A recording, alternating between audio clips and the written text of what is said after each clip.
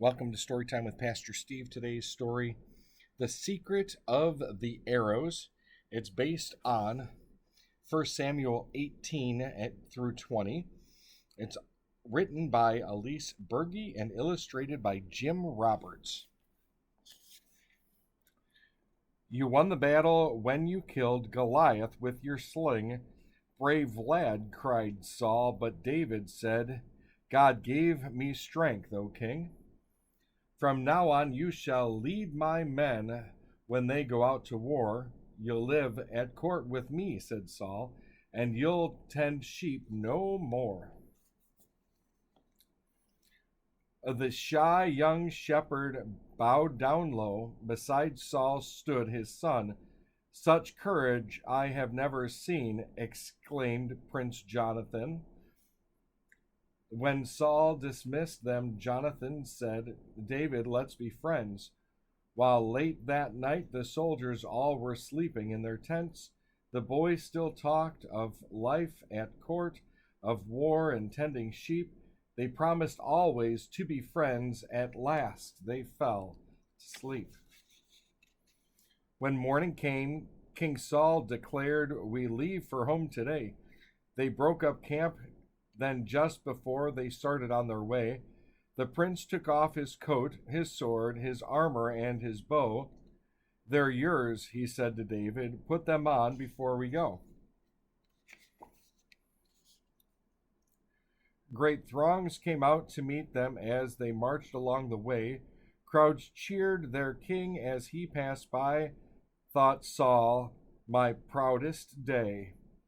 But when they saw the boy who killed the giant with his sling, they cheered him louder 10 times more than they had cheered the king. Goliath wasn't that big, 9 or maybe 10 feet tall, the outraged ruler muttered. I am the king here after all.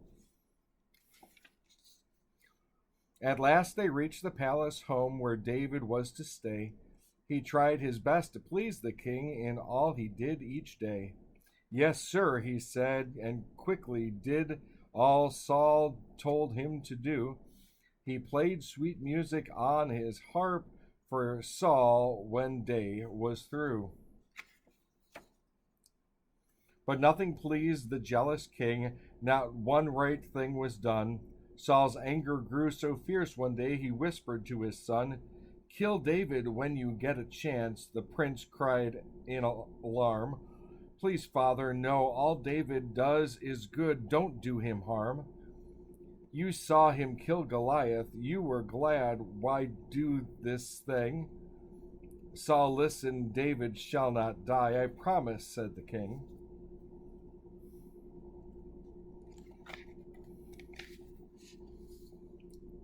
But Saul forgot the way the crowds had praised the lad.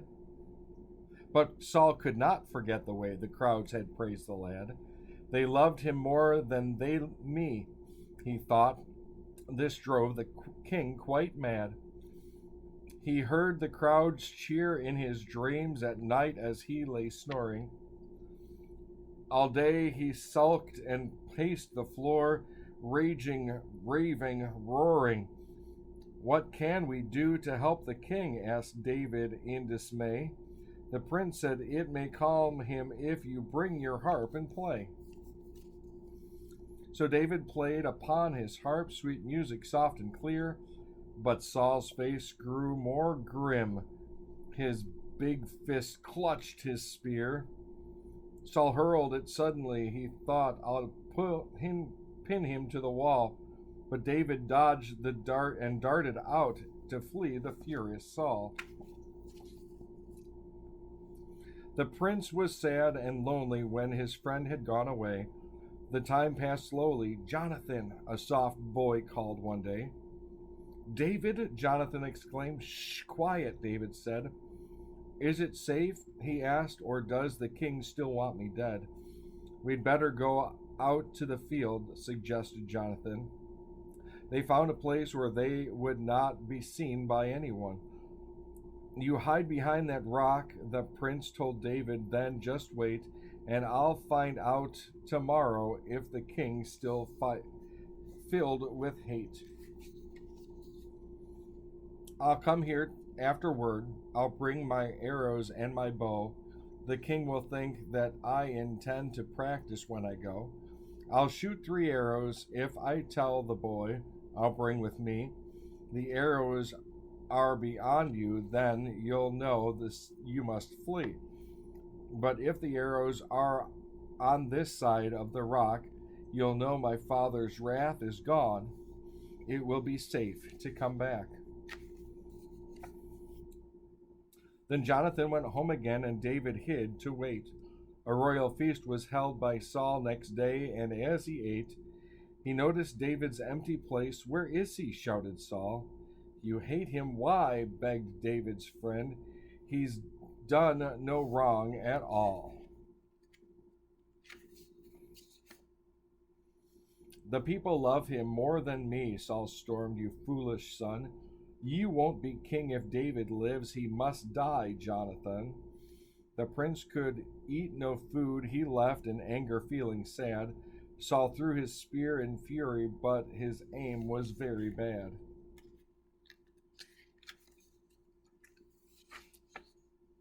Prince Jonathan loved David, and he knew that he must go to warn his friend, and so he took his arrows and his bow and went out to the field. He aimed and pulled back the string. Behind the rock, young David heard 3 arrows, ping, ping, ping. Then David heard the arrow boy the prince brought with him scurry.